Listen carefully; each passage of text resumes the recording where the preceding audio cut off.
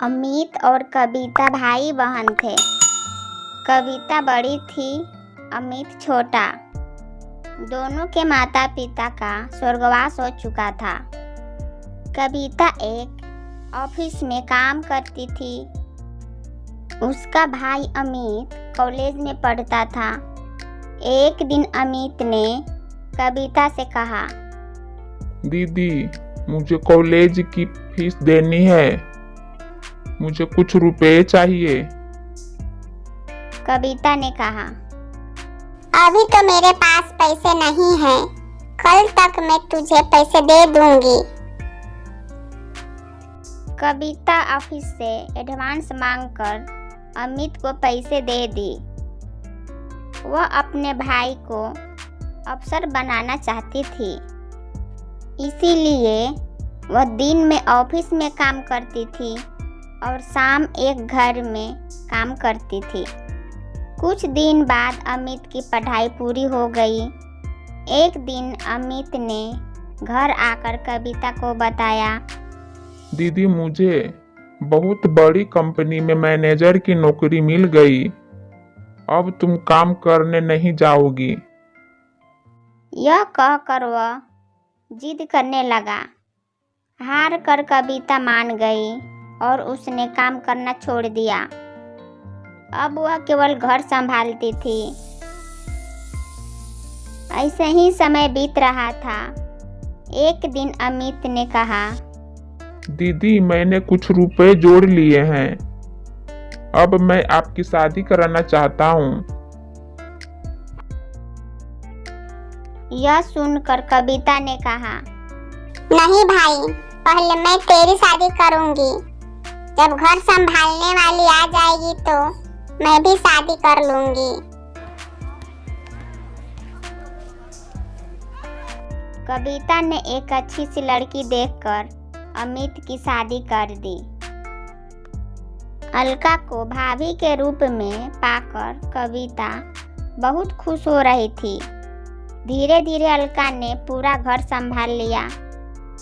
तीनों बहुत खुशी से रह रहे थे। एक दिन अलका की माँ अलका से मिलने आई। उन्हें कविता शुरू से ही पसंद नहीं थी। मौका पाकर उसने अलका से कहा, तेरी ननद शादी नहीं करना चाहती है। यह तो जीवन भर तेरे पति की कमाई पर ऐश करना चाहती है। अलका बहुत सीधी थी।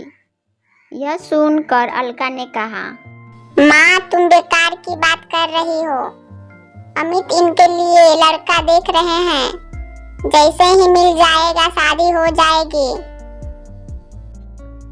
लेकिन अलका के माँ ने कहा, बेटी, तू नहीं समझेगी। यह तेरे को कभी चैन से रहने नहीं देगी। अगले दिन अमित ने कविता से कहा, दीदी, मैंने आपके लिए लड़का देखा है। आप कहे तो बात को आगे बढ़ाएं। लेकिन कविता ने कहा, नहीं भाई, मैं अभी शादी नहीं करना चाहती। जब करनी होगी आपको बता दूंगी। यह सुनकर अमित और अलका को आश्चर्य हुआ। अलका के दिमाग में माँ की बातें गूंजने लगी। उसके बाद अलका का व्यवहार कविता के लिए बदल गया। वह अमित को सामने से कुछ नहीं कहती, लेकिन अमित के जाने के बाद कविता से छोटी छोटी बात पर लड़ती रहती। एक दिन कविता कहीं जा रही थी। अकेले में अलका ने अमित से कहा, दीदी शादी क्यों नहीं करना चाहती? कहीं ऐसा तो नहीं तुम्हारी बहन हमेशा हमारे ऊपर ही बोझ बनकर बैठी रहे?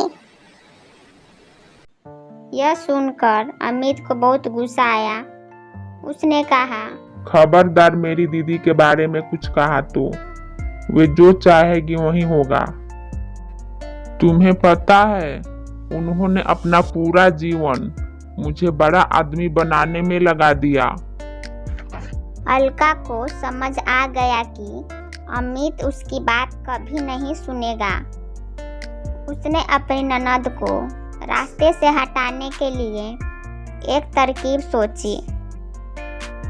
एक दिन अलका ने कविता से कहा, दीदी काफी दिनों से मैं कहीं बाहर नहीं गई हूँ, कल हम मंदिर चलते हैं।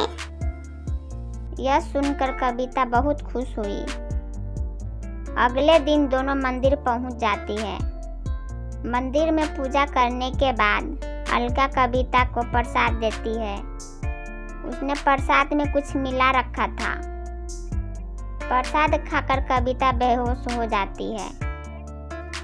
अलका उसे छोड़कर वापस घर आ जाती है। उसे लगता है जहर मिले प्रसाद से कुछ देर में कविता मर जाएगी। कुछ देर बाद कविता को होश आता है, लेकिन वह अपनी पिछली जिंदगी भूल गई थी। वह मंदिर में बैठकर रोने लगती है। शाम को जब अमित घर वापस आकर अलका से कविता के बारे में पूछता है तो अलका कहती है, दीदी तीर्थ यात्रा पर गई है, कुछ दिनों में वापस आ जाएगी। तब अमित कहता है, दीदी मुझे बगैर बताए अचानक कैसे चली गई? वह परेशान हो जाता है, लेकिन अलका उसे समझा कर शांत कर देती है। इधर कविता को उसी मंदिर के पुजारी मंदिर में स्थान दे देते हैं। वह दिन रात मंदिर में सेवा करने लगती है। मंदिर के सभी भक्त और पुजारी कविता का बहुत ध्यान रखते थे। ऐसा ही समय बीत रहा था, लेकिन कविता को पिछला कुछ याद नहीं आ रहा था। काफी दिन बीत जाने पर अमित कविता को ढूंढने निकल गया। वह कविता को ढूंढता रहा, लेकिन कविता कहीं नहीं मिली। एक दिन वह थक कर उसी मंदिर में एक पेड़ के नीचे बैठा था। तभी वहां कविता आई। उसने कहा, भैया मंदिर में भंडार शुरू हो रहा, आप भी बैठकर भोजन कर लीजिए। कविता की आवाज सुनकर अमित चौंक गया। कविता को देखकर वह रोने लगा। तब कविता ने कहा, भैया आप क्यों रो रहे हो? अमित ने पुजारी से पूछा तो कविता के बारे में सब बता दिया। पुजारी बाबा ने कहा, ये लड़की यहाँ बेहोश मिली थी। होश आया तो इसे कुछ याद नहीं था। अच्छा हुआ तुम मिल गए। इसे अपने घर ले जाओ। भगवान ने चाहा तो वहां जाकर इसकी याद वापस आ जाएगी। अमित ने कहा कविता को चलने के लिए, तो वह रोने लगी और जाने से मना कर दिया। लेकिन अमित जिद कर रहा था। तब कविता ने कहा, भाई मुझे सब कुछ याद है, लेकिन मैंने जानबूझकर नाटक किया ताकि तुम और भाभी मेरे बिना खुश रह सको। भाभी को मेरा घर में आना पसंद नहीं, इसीलिए अब मैं उस घर में नहीं जाना चाहती।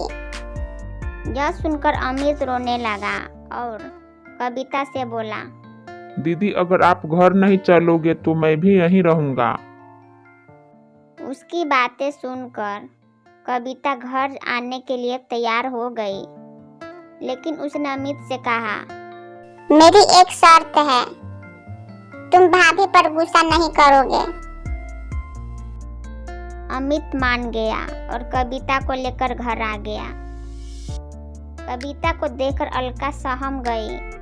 वह रोने लगी और उसने अमित और कविता से माफी मांगी। कविता के कहने पर अमित ने उसे माफ कर दिया। कुछ दिन बाद कविता ने शादी कर ली और अपने ससुराल चली गई।